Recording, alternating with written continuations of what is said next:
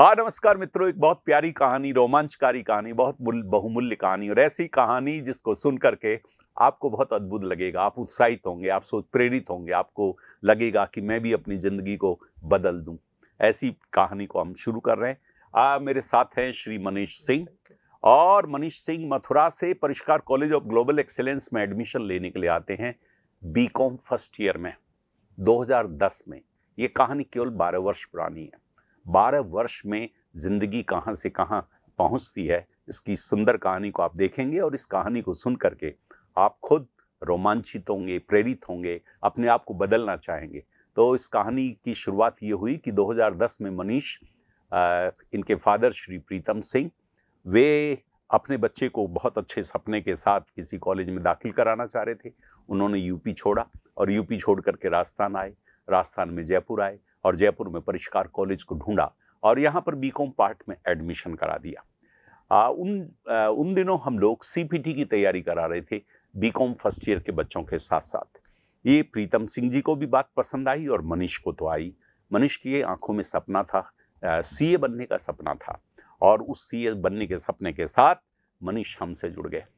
Manish CA हैं और इस समय इनकी सैलरी है 40 लाख रुपए। 40 लाख रुपए मालूम है कितना? रोज 11,000 रुपए कमाते हैं। रोज 11,000 रुपए, एक दिन के 11,000 रुपए। एक व्यक्ति कैसे बीकॉम फर्स्ट ईयर में सीपीटी करने के लिए आता है और 12 वर्ष में प्रतिदिन 11,000 रुपए कमाता है? कमाता ही नहीं, ये कैसे कमाते हैं, किस तरह से? कोई ऐसे नहीं दे देता। जो इंटरनेशनल कंपनी है डिलॉयट, उस डिलॉयट में ये चार्टर्ड अकाउंटेंट है। चार्टर्ड अकाउंट के बाद में प्रमोशन लेते लेते बिल्कुल मैनेजर के नज़दीक पहुंच चुके हैं। ये सामान्य सा परिचय मित्रों। मनीष, स्वागत है। 12 वर्ष के बाद में फिर से परिष्कार कॉलेज में एक नए व्यक्तित्व के रूप में हम लोग स्वागत कर रहे हैं। मनीष, कैसे ये हुआ? स्कूल में क्या सोचा? थोड़ा हमारे विद्यार्थियों को, स्टूडेंट्स को और दर्शकों को ये बहुत इच्छा होगी कि कैसे एक व्यक्ति बना। स्कूल में क्या सोचा? पिताजी ने कैसे निर्णय लिया? परिष्कार में कैसे आए? थोड़ा बताओ।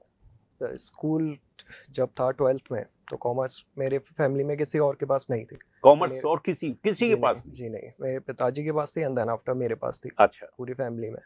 एंड देन पिताजी का था कि आपको कॉमर्स में आपके पास सीए है, एमबीए है, बट मुझे सबसे जो हाईएस्ट डिग्री है इसकी वो चाहिए थी, और जो कि सीए है।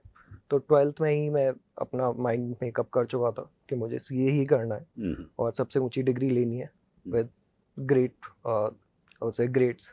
तो उस टाइम पे 12th हुआ। फिर पिताजी जो हैं वो कॉलेज के लिए ढूंढ रहे थे एंड देन आफ्टर मुझे सीपीटी और सीए साथ में करना था।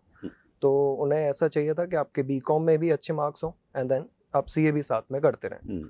तो उन्होंने बहुत पूछताछ की, उन्होंने देखा भी सब जगह। देन उनको परिष्कार कॉलेज के बारे में पता चला, जो कि बीकॉम के साथ साथ में सीपीटी भी करवाते थे। और फिर वो मुझे लेके आए यहाँ पे साथ में ही। एंड देन यहाँ पे सर थे, उन्होंने गाइड किया कि किस तरह से चीज़ें होंगी। आपको पहले सीपीटी करा जाए, देन आफ्टर साथ में आपकी बीकॉम की क्लासेस भी लगेंगी और किस तरह से आपका पूरा करियर गाइड किया जाएगा। तो वो बहुत ही ज़्यादा प्रभावित किया मुझे, और उसके बाद मैंने एडमिशन लिया था सीपीटी में। एंड बीकॉम के बाद सीपीटी किया, सीपीटी के बाद बीकॉम करके देन आफ्टर एमकॉम भी मैंने यहीं से किया है, सीए के साथ में ही हुआ। एंड ग्रेड्स भी काफ़ी अच्छे हैं। पीएलएस सर हमेशा थे गाइड करने के लिए, आप थे हमेशा गाइड करने के लिए। एक परिवार की तरह ही रहा हूँ पूरा हमेशा से परिष्कार के साथ। 10 साल से ज़्यादा हो चुके हैं, बट ऐसा नहीं लगता है कि कुछ नया है। ऐसा लगता है हाँ, अपने घर में ही आ रहा हूँ, दूसरे घर में। तो ये बहुत ही अच्छा लगता है। तो माइंड मेकअप बहुत ज़रूरी है। आपको 12th में ही या बीकॉम फर्स्ट ईयर में ही आपको पता होना चाहिए एज ए स्टूडेंट कि मुझे अपनी लाइफ में क्या अचीव करना है, और उस अचीव करने के लिए आपको किस पाथ पे जाना है वो बहुत ज़रूरी है, जो कि आजकल मुझे लगता है थोड़ा मिसिंग है। या मनीष, मैं सबसे पहले तो ये जानना चाहता हूँ कि बहुत ऑप्शंस थे। बीबीए करने का ऑप्शन था, मैनेजमेंट में जाने का जैसा बताया, और अकाउंट्स में भी जाने का था। सीए को देख करके काफ़ी बीकॉम के बच्चों को डर लगता है क्योंकि उसका रिजल्ट बहुत पुअर रहता है। लेकिन आपने और सारे ऑप्शन छोड़ करके सीए में गए, तो सीए में को देख करके डर नहीं लगा कि मैं एक सबसे मुश्किल एग्जाम को चुन रहा हूँ? सर, डर जब स्टार्ट किया था तब थोड़ा डर था कि सीपीटी करना है, सीए कैसे हो पाएगा, बट जब स्टार्टिंग में ही गाइड किया कि एक बार आप पढ़ो, स्टार्ट तो करो, चीज़ें किस तरह से अपने आप सही होने लगेंगी, एंड आपको टाइम देना पड़ेगा, हर चीज़ में टाइम लगता है, मेहनत लगती है, बट अगर आप मेहनत अपने दिल से करते हो तो बिल्कुल वो अचीव हो जाती हैं चीज़ें। डर लगता है, स्टार्टिंग में डर लगता है, बट जब आप किसी चीज़ में चले जाते हो और पूरे दिल से करते हो तो नो डाउट सक्सेस तो मिल ही जाती है। और देन आफ्टर इतने अच्छे टीचर्स हैं तो गाइड करने के लिए हमेशा रहते ही हैं, तो उनकी हेल्प तो हमेशा, मैं कभी वर्ड्स में नहीं डिस्क्राइब कर सकता कि कितनी हेल्प की है सर ने और आपने। नहीं मनीष, आपने ऑल इंडिया 4th रैंक ली थी सीपीटी में, ये करिश्मा कैसे हुआ था यहाँ, और कहीं कोचिंग की आपने? नहीं सर, फर्स्ट अटेम्प्ट था मेरा सीपीटी का। या और परिष्कार में ही पढ़े जी केवल? बिल्कुल। और ऑल इंडिया 4th रैंक ये कैसे हुआ? सर मैं रैंक के लिए कभी नहीं सोचा था, जब मैं पढ़ाई करता था साथ में, तो नो डाउट जब सीपीटी कर रहा था मेरे पास मैथ्स थी और मेरे पास इकोनॉमिक्स नहीं थी, तो इकोनॉमिक्स बहुत ही न्यू सब्जेक्ट है मेरे लिए। तो वो चीज़ें यहाँ पे जो आपने टीचर्स हैं हमारे यहाँ पे वो इतने अच्छे हैं, गाइड करते थे पूरे टाइम। इकोनॉमिक्स में इतने अच्छे मार्क्स आए थे मेरे, बीकॉम में भी एंड देन सीपीटी में भी, तो टीचर्स ने गाइड किया, इतनी अच्छी फैसिलिटीज़ थी हमारे पास, मैथ्स के टीचर इतने अच्छे थे, अकाउंट्स के सर थे, स्टेट्स इतना अच्छा पढ़ाया था, एंड देन आफ्टर लाइब्रेरी की फैसिलिटीज़ इतनी अच्छी थी कि शायद 4 बजे तक लाइब्रेरी ओपन होती तो शायद मैं 4 बजे तक लाइब्रेरी में रहता था डेली। तो उस टाइम पे सीपीटी, मुझे लगता है सीपीटी में बहुत ज़्यादा डर था मुझे कि बहुत ही, एक सीए जो है वो हवा बना रखा था कि बहुत हार्ड होता है, बहुत हार्ड होता है, तो वो एक डर था।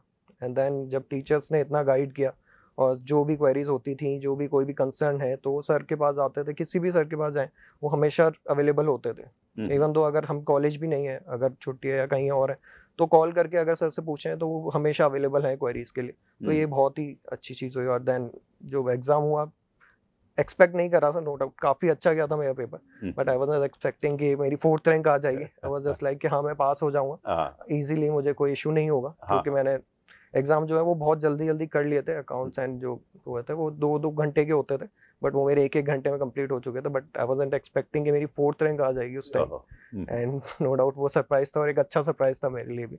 अच्छा, बहुत से बीकॉम के बच्चे फिर सीए करना चाहते हैं, सीपीटी काफी कर लेते हैं, एंट्रेंस भी कर ले जाते हैं, लेकिन सीए का जो एग्जाम है उसमें शुरू में पहले साल में रह जाते हैं, फिर दूसरे में रह जाते हैं, लटकते रहते हैं।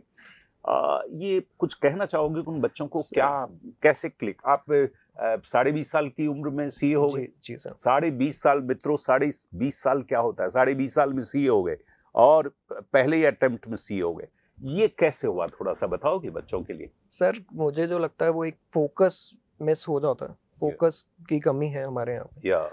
आपको वो फोकस हमेशा एक जगह रखना पड़ेगा, आप उसको डाइल्यूट नहीं कर सकते हैं।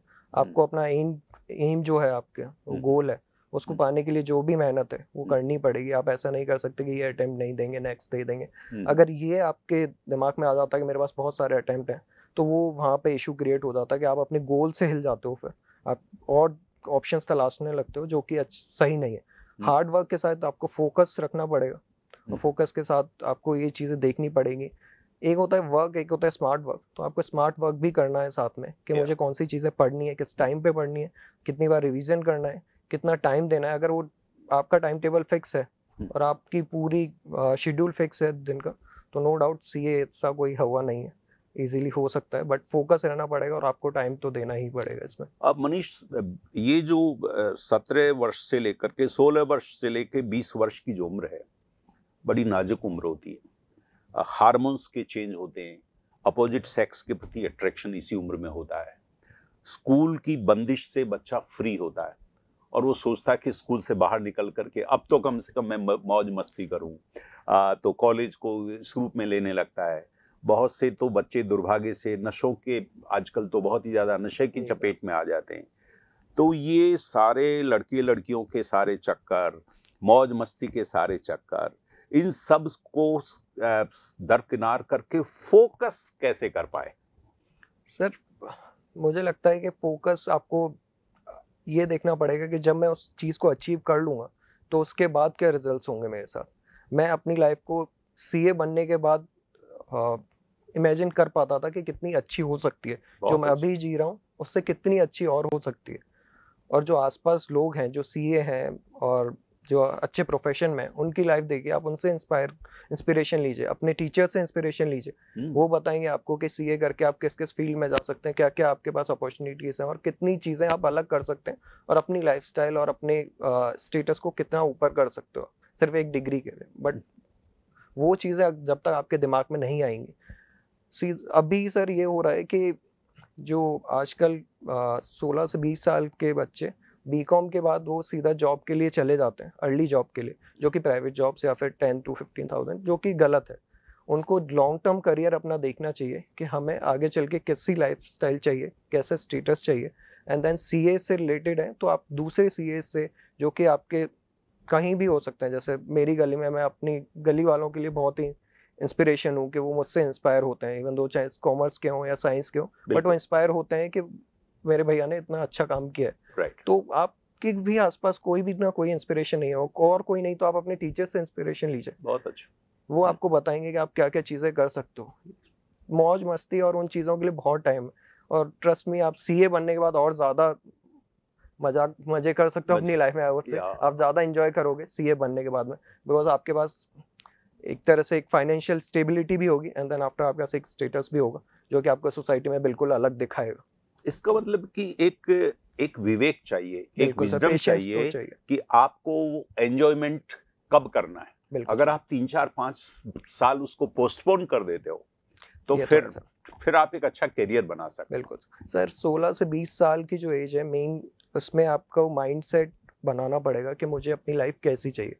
अगर यही चाहिए कि मैं ठीक है अभी स्टार्ट कर देता हूँ जॉब, नो डाउट आपकी शॉर्ट टर्म गोल्स मीट होते रहेंगे, आपको जो पॉकेट मनी होती है वो मीट होती रहेगी, आपके छोटे एक्सपेंसेस मीट होते रहेंगे, बट लॉन्ग टर्म में वो वाइबल नहीं होते हैं चीज़ें। आप बीकॉम के बाद आपके सिर्फ बैचलर डिग्री है या फिर कोई भी एक डिग्री है, या फिर आप फोकस नहीं हो बीकॉम में, आपके परसेंटेज अच्छी नहीं है, तो इतनी अच्छी जॉब्स नहीं है बाहर। और आजकल कॉर्पोरेट एनवायरनमेंट बहुत कॉम्पिटिटिव है, आपको पता भी नहीं चलेगा और कब आपकी जॉब चली जाएगी, क्योंकि आपको उसके साथ में कुछ एक एक्स्ट्रा एज चाहिए, एक प्रोफेशनल डिग्री चाहिए, या फिर आप अपने काम में इतने अच्छे होने चाहिए कि हाँ उन्हें लगे कि हाँ ये एक वैल्यूएबल एम्प्लॉय है। तो वो चीज़ें हमें बिल्ड करनी पड़ेंगी, और no doubt focus is something, focus, patience and hard work, these are something जो कि किसी भी 16 to 20 ईयर्स के बच्चे को अपने में इन बिल्ड करना चाहिए, तो वो तभी सक्सेस होगा। मनीष, मैं एक थोड़ा सा बारीक सवाल पूछ रहा हूँ मित्रों, काफ़ी लोगों को ये सवाल बहुत उपयोगी हो सकता है, इम्पोर्टेंट हो सकता है। क्या सोचते हो कि लोगों में टैलेंट नहीं है, या उस अपनी खुद की टैलेंट को पहचान करके जितना कमिटमेंट के साथ उनको स्ट्रगल करना चाहिए वो नहीं करते? सर मैं जिन अभी जो आ रहे हैं हमारी करंट जनरेशन, उनके जब मेंटेलिटी को देखता हूँ तो वो सक्सेस के लिए शॉर्टकट्स चाहते हैं। वो पेशेंस और सक्सेस के लिए जो हार्ड वर्क चाहिए वो नहीं करना चाहते हैं। तो पेशेंस और कमिटमेंट चाहिए होता है अपनी गोल को मीट करने के लिए। पहले तो इनको 12th या बीकॉम फर्स्ट ईयर में इनको गोल सेट करना पड़ेगा कि मुझे इसमें ही जाना है। You can't search different options कि मैं सीए कर लूँगा, सीएस कर लूँगा, एमबीए कर लूँगा, या फिर मैं गवर्नमेंट जॉब्स में चला जाऊँगा। आपको एक डिसाइड करना पड़ेगा, एंड वो डिसाइड करने के बाद नो डाउट आपको उसके लिए कमिटमेंट देनी ही पड़ेगी। अगर आप सीए, लेट्स से मैं अपनी बात करता हूँ, मैंने सीए डिसाइड कर लिया तो मुझे पता था, मैं क्रिकेट खेलता था और मैं बहुत अच्छा था उसमें, अंडर 16 में मैं खेला हुआ हूँ काफ़ी अच्छे लेवल पे। तो मुझे पता था अगर मैं सीए में जा रहा हूँ तो मुझे एक ना एक चीज़ छोड़नी पड़ेगी, तो मैंने क्रिकेट छोड़ा था। तो आपको वो चीज़ें इस तरह से देखनी पड़ेंगी कि अगर मैं किसी चीज़ पे कमिटमेंट दे रहा हूँ तो 100 या 200% आपको उसमें कमिटमेंट और हार्ड वर्क देना पड़ेगा, तभी आप अचीव कर सकते हो। आप किसी से भी कहोगे कि नहीं चलो सीए किया है मैंने, अगर नहीं हुआ है, बट आपने उसके लिए कितना हार्ड वर्क किया, कितना कमिटमेंट दी है उसको, वो बहुत मैटर करता है। अगर आपने वही नहीं दिया तो आप किसी भी तरीके से आप ये नहीं कह सकते कि यार मैं फेल हो गया या मैं नहीं कर पाया, बिकॉज आपने कमिटमेंट कभी दिया ही नहीं उसको। तो आप सीए को ब्लेम नहीं कर सकते, सीए के हुए को ब्लेम नहीं कर सकते, आपको अपने कमिटमेंट और अपने हार्ड वर्क जो नहीं किया उसको ही ब्लेम करना पड़ेगा। तो वो एक चीज़ मिसिंग है कि आप कमिटमेंट नहीं है कि और गोल के लिए फोकस नहीं है कोई भी, तो वो इशू है वो, और वो मैं देखता ही हूँ आजकल कि वो है प्रॉब्लम। मनीष, जयपुर के बारे में, राजस्थान के बारे में ये माना जाता है कि यहाँ पर सीए का बहुत अच्छा स्कोप नहीं है, यहाँ एनवायरनमेंट नहीं है, यहाँ इंडस्ट्रीज नहीं है, ट्रेड नहीं है। लेकिन ये कैसे हुआ कि आप जयपुर में आर्टिकलशिप करके, जयपुर से सीए करके, और आप डायरेक्ट एक जो दुनिया की प्रसिद्ध कंपनी डिलॉयट सीधे उसमें जॉब ले सके, ये कैसे हुआ?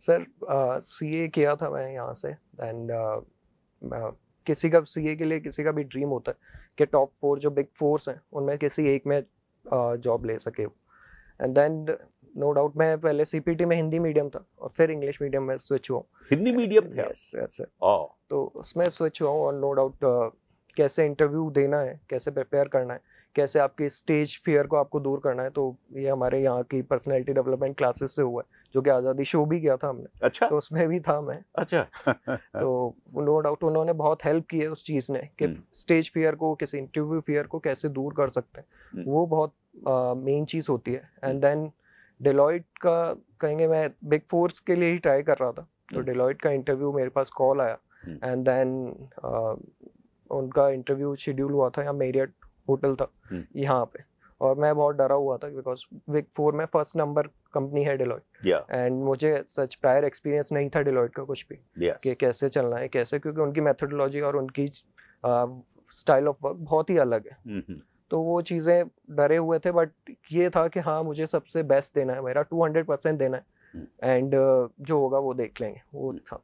तो यहाँ पे मैरियट में हुआ, देन आफ्टर राउंड्स हुए, HR round, manager round, senior manager round, director round, and then after एक उनका सॉफ्टवेयर राउंड भी होता है फॉर वर्ड्स एंड इंग्लिश, तो वो भी चेक करते हैं because we serve US and UK clients, तो वो भी चेक करते हैं, और वो एक सॉफ्टवेयर बेस्ड राउंड होता है। तो ये सब हुए मेरे, and then I was pretty much hopeful, क्योंकि बहुत ही अच्छे राउंड्स हुए थे। Senior manager and director was quite impressed with me कि हाँ काफ़ी अच्छा गया है, तो आई वाज रियली होपफुल कि हो जाएगा। देन आफ्टर 2 वीक्स के बाद I got a call from Deloitte, you have been selected, तो it was a dream came true kind of a thing. एक सपना सच हो गया सीए के लिए। सो या मनीष, हमारे बच्चे ज़्यादातर यहाँ राजस्थान के इंग्लिश हिंदी मीडियम के भी हैं, और जो इंग्लिश मीडियम के उनकी इंग्लिश भी बहुत कमज़ोर है, लेकिन ये तो बड़ा मिरेकल हुआ कि एक हिंदी का स्टूडेंट, हिंदी मीडियम का स्टूडेंट, स्कूल में हिंदी मीडियम था, जी सर, हिंदी मीडियम का स्टूडेंट वो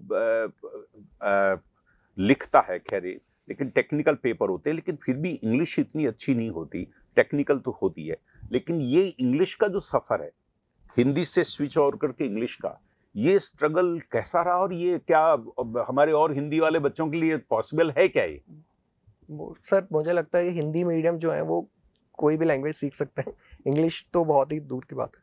आई वुड से कि बहुत ही इजी रहता है ट्रांजिशन। इंटरव्यू मैंने कोई क्लासेस नहीं लिए या कि इंटरव्यू कैसे देना है या क्या है, सिर्फ यहीं पे जो पर्सनैलिटी डेवलपमेंट की क्लासेस सिर्फ वही थी। एंड देन डेलॉयट का जो हुआ था इंटरव्यू, ऑब्वियसली वो सब जो भी इंटरव्यूज हुए हैं वो सब इंग्लिश में ही होते हैं। आपको साथ में प्रैक्टिस करनी पड़ती है चीज़ों की कि इंटरव्यू कैसे दोगे, आपको प्रिपेयर करनी पड़ते हैं कि चीज़ें किस तरह से चलेंगी और क्या क्या आंसर आपको देने होंगे, बिकॉज कुछ क्वेश्चन, सेट ऑफ क्वेश्चंस हैं वहाँ पे जो कि वो पूछेंगे ही, और आपको उनमें अच्छा देना है आंसर। अगर आप उनमें क्लिक करते हो, एक सेइंग है कि first impression is the last impression kind of thing.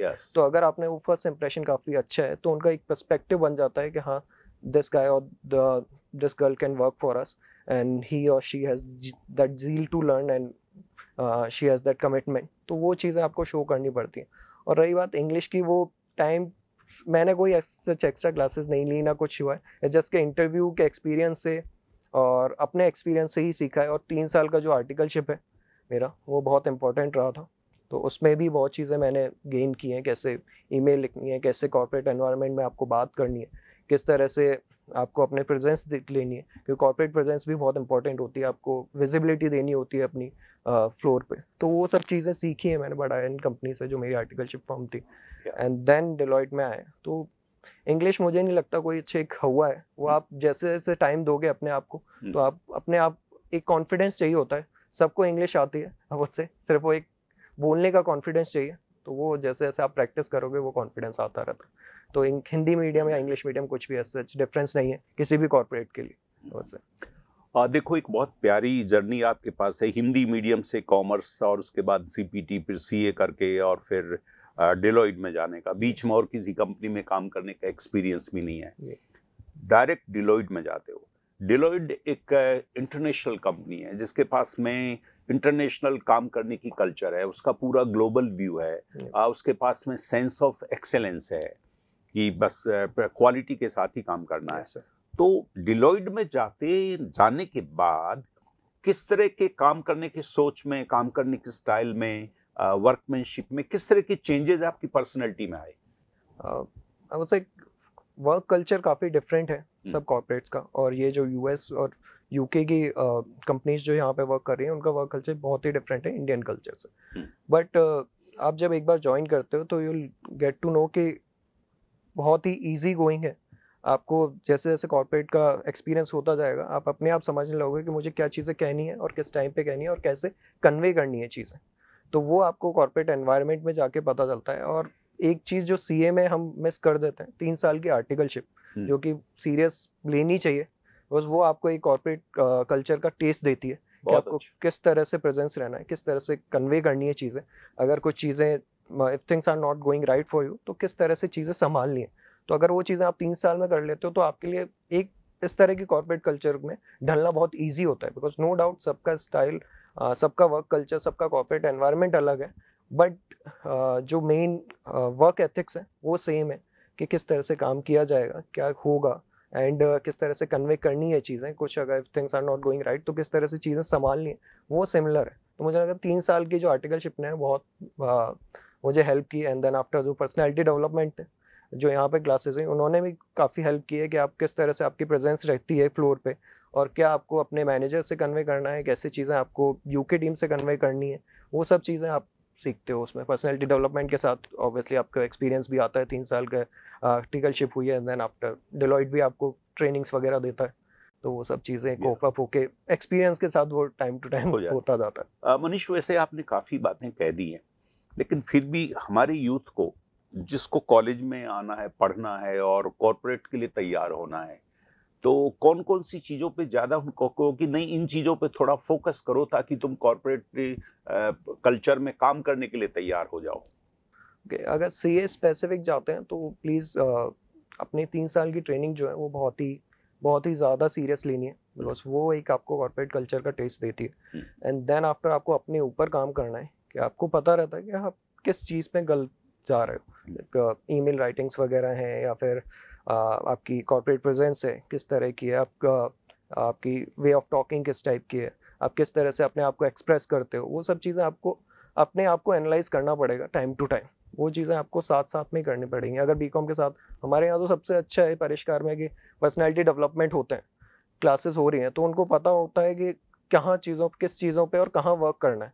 तो वही चीज़ें आपको रेगुलर लाइफ में करनी है। अगर कोई भी एक्सपीरियंस भी अगर कोई एम्प्लॉय है, इवन से like if someone is manager, but हमेशा एक स्कोप ऑफ इम्प्रूवमेंट हमेशा रहेगा। हर किसी के लाइफ में स्कोप ऑफ इम्प्रूवमेंट हमेशा रहता है कि और चीज़ें बेटर कैसे हो सकती हैं और क्या चीज़ें और अच्छी कर सकते हैं, और जिन पे हम लैग कर रहे हैं वो चीज़ें कैसे अच्छी बना सकते हैं। तो वो चीज़ें हमें फोकस करनी पड़ेंगी from start of our career, I would say. Deloitte कौन से साल में ज्वाइन किया? मैंने सर 2017 जनवरी 2017 जी सर। और 5 साल हुए हैं केवल? मोर देन 5 5 साल में कितने पे ज्वाइन किया आपने? सर मैंने 10 लाख पे ज्वाइन 10 लाख पे ज्वाइन किया। आज आप 40 ले रहे हैं जी। 5 साल में 4 गुना। डिलॉयट में भी इतना अधिक तो लोगों को औरों को नहीं मिला होगा, इतना अधिक सिर्फ 5 साल में 4 गुना सैलरी आपकी हो गई।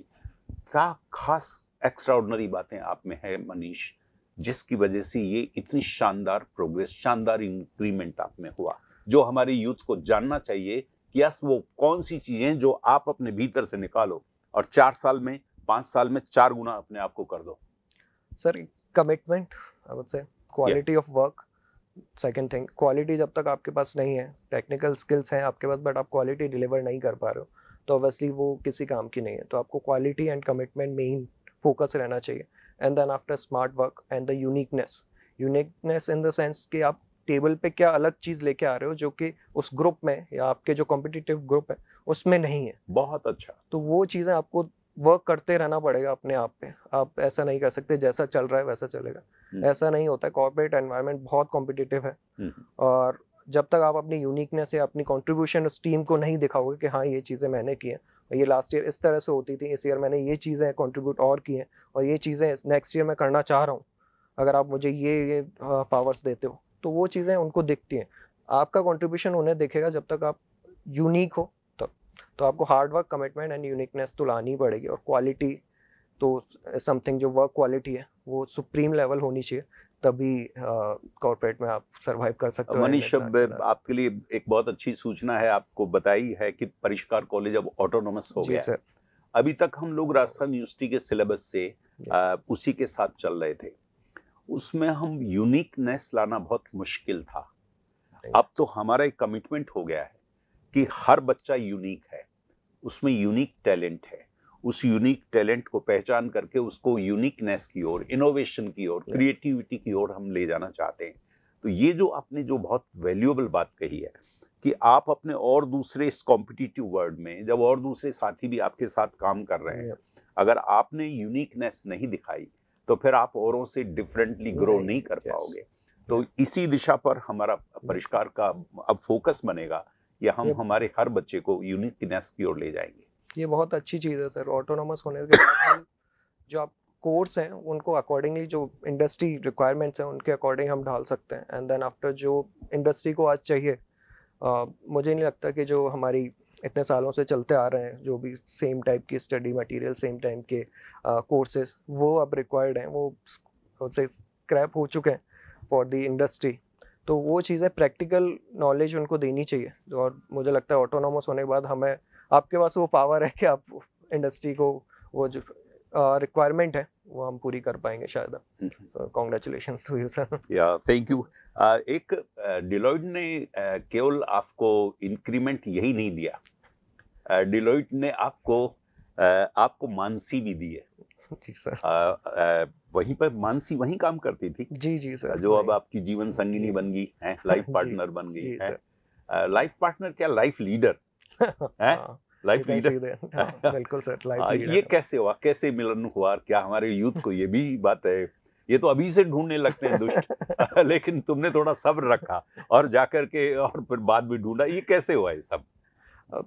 सर साथ ही ज्वाइन किया था हमने। 2017 जैन में ही उन्होंने सीए करने के बाद ज्वाइन किया था। साथ ही, and she is from Meerut. तो अच्छा, एक ही टीम में थे, तो बहुत कॉमन चीज़ें थी हमें कि लेट नाइट तक वर्क करते रहते थे दोनों। एक साथ ज्वाइन किया तो पार्टीज वगैरह एक ही टीम की थी, तो साथ में ही जाते थे और बहुत टाइम स्पेंड करते थे साथ में। तो फिर चीज़ें 6-7 महीने बाद चीज़ें कि ठीक है अब अलग कमिटमेंट देना चाहिए, तो वो कमिटमेंट हुआ। एंड देन आपके सामने ये शादी हो गई फिर उसके बाद। तो वो भी 2 साल के लिए लंदन थी, डिलॉयट की तरफ से गई थी। एंड देन 2 साल बाद वो अभी अक्टूबर में आए थे। And then after we got married in November. अच्छा, अब साथ ही हैं। मानसी में क्या खास बात देखी जिसकी जगह से मानसी की जगह मानसी रही और कोई नहीं?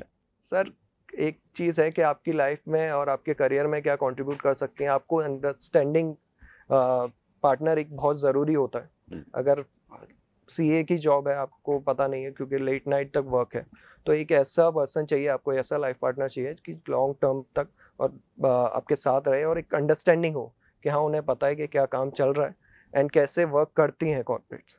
तो वो बहुत अच्छी चीज़ लगी कि वो बहुत अंडरस्टैंडिंग है और वो केयरिंग नेचर बहुत ज़्यादा है। वो हमेशा केयर करते रहते हैं, ये चीज़ें कर लो, ये कर लो, ये ड्यू हो चुके हैं। लेट्स से मैं काम करते करते ट्रेनिंग्स वगैरह की ड्यू डेट्स आ जाती हैं तो मुझे नहीं पता होता, तो वो कहते हैं ट्रेनिंग्स वगैरह कर लीजिए, ये है आपके इस चीज़ के लिए अप्लाई कर सकते हैं हम, ये चीज़ें अलग कर सकते हैं। तो वो एक बहुत अच्छी चीज़ है और वो ऐसा लगता है खुद से पहले मुझे रखती हैं कि आपको ये चीज़ें और करनी चाहिए, ये चीज़ें और करनी चाहिए। तो वो बहुत लगता है मुझे कि बहुत ही अच्छी चीज़ है मेरे लिए।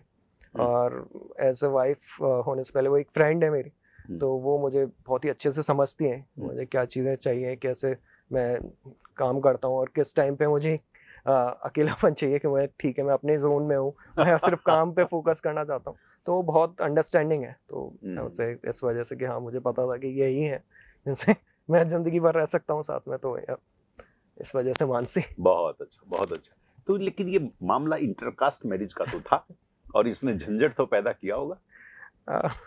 सर थोड़ा बहुत था। अच्छा, क्योंकि मैं जाट हूँ और वो जैन है। बट सेम प्रोफेशन में थे, सेम कंपनी में। राशि तो मिलती है जाट और जय की, जय तो कॉमन ही है। बट सर एक्शंस तो नहीं मिलते एक्शंस बहुत डिफरेंट है। बहुत डिफरेंट। जाट का परसेप्शन बहुत अलग है और नो डाउट उनकी फैमिली का परसेप्शन वैसा ही था जब उन्होंने बताया कि बाय कास्ट मैं एक जाट हूँ। बट देन जब मिले हम, क्योंकि प्रोफेशन एक था, वर्क सेम था, and then same company same level पे, तो जब फैमिली से मिले तब उनको लगा कि हाँ अच्छा लड़का है, and then we got married. तो हाँ इशू आया उसको था। मानसी को ज्यादा सेक्रीफाइस करना पड़ता है तुम्हारे लिए, या तुम सेक्रीफाइस मानसी को करते हो?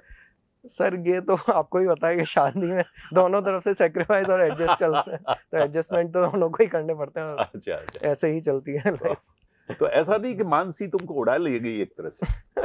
नहीं नहीं सर, अपनी ओर खींच ले गई और एक दिशा दे गई कि नहीं इस तरफ चलो, और हम सर दोनों नो डाउट उनका कंट्रीब्यूशन मेरे करियर में बहुत ज़्यादा है। स्टार्टिंग में स्ट्रगल थे मेरे लिए, मैं बिकॉज मैं फर्स्ट टाइम जयपुर से बाहर निकला था, अपनी फैमिली से दूर था, तो उन्होंने बहुत ज़्यादा कंट्रीब्यूट किया है मेरी लाइफ में कि किस तरह से तुम यहाँ रह सकते हो, क्या चीज़ें कर सकते हो। उन्होंने मेरे साथ पीजीज भी देखे कि तुम यहाँ रहो, ये अच्छी जगह है, तो वो चीज़ें। एंड देन एक आपको दूसरे सिटी में अगर सर्वाइव करना है, कॉर्पोरेट एनवायरनमेंट में सर्वाइव करना है, तो आपको एक ना एक फ्रेंड ऐसा चाहिए जो आपके पास 24/7 आपके लिए अवेलेबल हो। तो Mansi was one of them.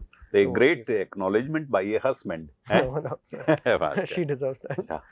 अच्छा बताओ, अब आगे के लिए अपनी लाइफ के बारे में, अब आगे के क्या देखते हो? क्या मतलब, क्योंकि अब तुम एक इंटरनेशनल लेवल के अकाउंट्स में एक अच्छे लेवल पर आ चुके हो, and within a few years आ चुके हो, और इस समय क्या क्या अकाउंट्स की क्या चैलेंजेस हैं, जिन चैलेंजेस को तुम सोचते हो कि नहीं मुझे वो सॉल्व करनी है, और मुझे अभी अपनी वर्थ को और ज़्यादा दिखानी है इंटरनेशनल लेवल के अकाउंट्स में?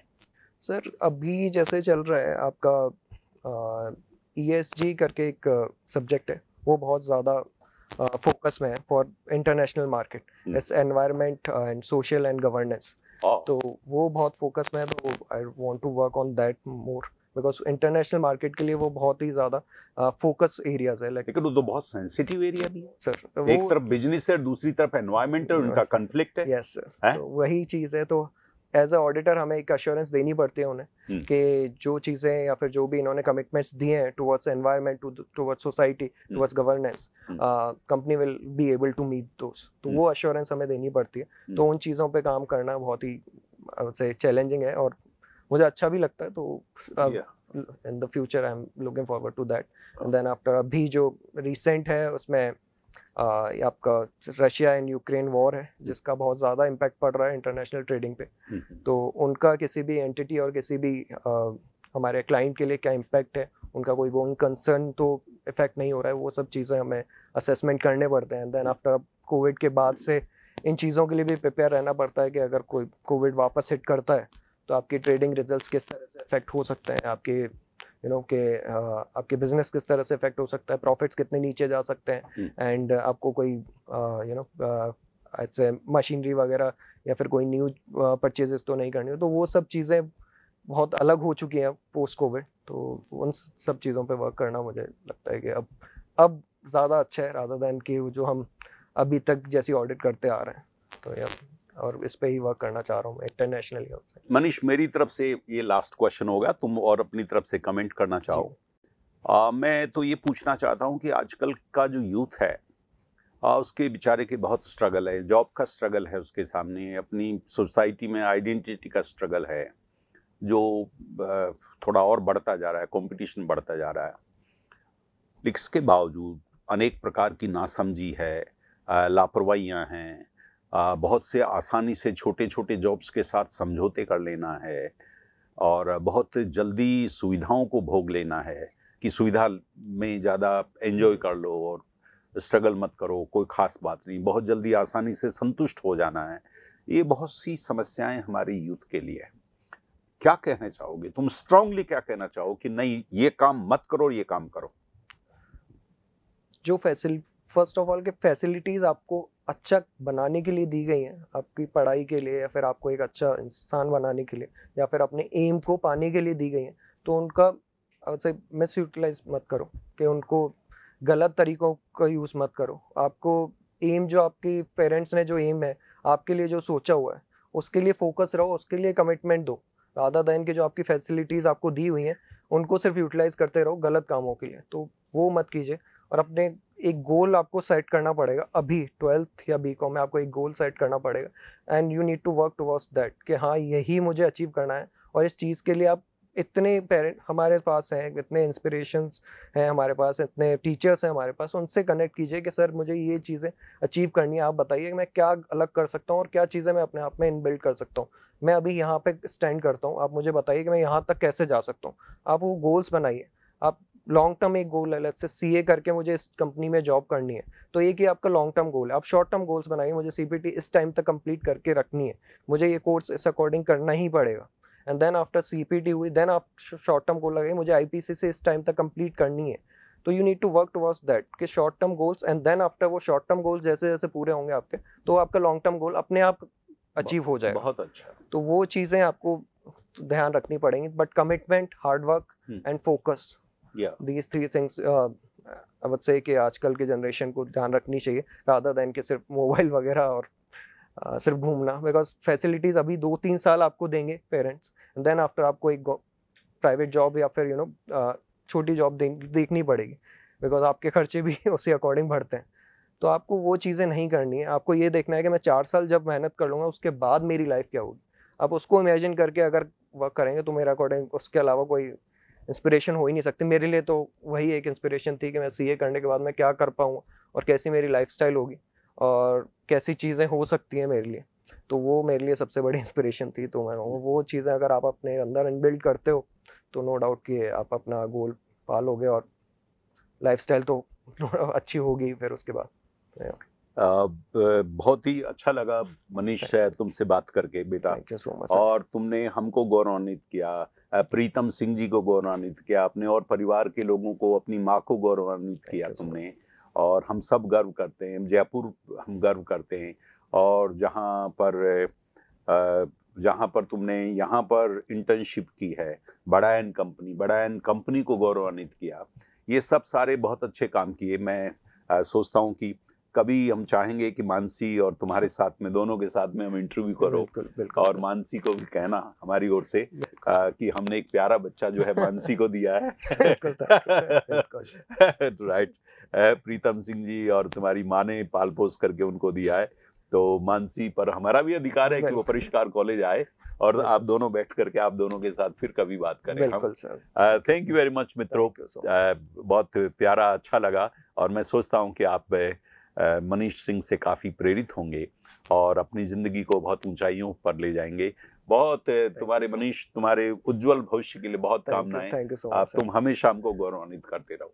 आपके कंट्रीब्यूशन और सर के कंट्रीब्यूशन के बिना नहीं था पॉसिबल सर। सीबीटी पे जितना मुझे गाइड किया है पीएलएस सर ने और बाकी सर ने, वो किसी ने नहीं किया है। और मैं किसी और टीचर से अभी तक कनेक्ट में हूँ, बट पीएलएस सर से मैं अभी तक कॉन्टेक्ट में हूँ और वो एक फैमिली वाला फील आता है मुझे से। तो परिष्कार एक फैमिली की तरह ही है मेरे लिए। पीएल सर आइए, एक मिनट इधर आइए। पीएल सर, हम लोग ये डॉक्टर पीएल शर्मा मित्रों, और हम लोग हम लोग खड़े होते हैं पीएल शर्मा साहब। पीएल शर्मा साहब ने बहुत बच्चों को प्यार किया परिष्कार कॉलेज में, और परिष्कार कॉलेज की रीड हैं, ये अभी वाइस प्रिंसिपल हैं और मनीष के मेंटर हैं। आप सोचो ये इतना मेंटर होना। पीएल साहब से कुछ कहना चाहेंगे आप? देखो, सबसे मेन तो ये है कि आपका एक एम डिसाइड होना चाहिए, क्योंकि एम अगर डिसाइड है उसके अकॉर्डिंग अगर आप हार्डवर्क करते हैं और अपने आप पे ट्रस्ट करते हैं तो ज़िंदगी में सक्सेस ज़रूर मिलती है। और मनीष ने ऐसे ही अपना एम डिसाइड किया, क्योंकि मनीष को अच्छे संस्कार मिले थे पेरेंट्स से, और फिर कॉलेज भी ऐसा ही संस्कारित कॉलेज मिल गया, तो उसी वजह से मनीष आगे बढ़ा और लाइफ में अपने टारगेट को अचीव किया। और आज भी मनीष इतना बड़ा होकर भी उसको बिल्कुल प्राउड नहीं है, और निश्चित रूप से मनीष बहुत आगे जाएगा और एक दिन ऐसा होगा कि इसको 1 करोड़ रुपए की सैलरी मिलेगी। मैं शुभकामनाएं देता हूँ, मुझे उम्मीद है वो बहुत आगे चलेगा और बहुत सक्सेस होगा। मेरी शुभकामनाएं। ओके, आप सबको नमस्कार।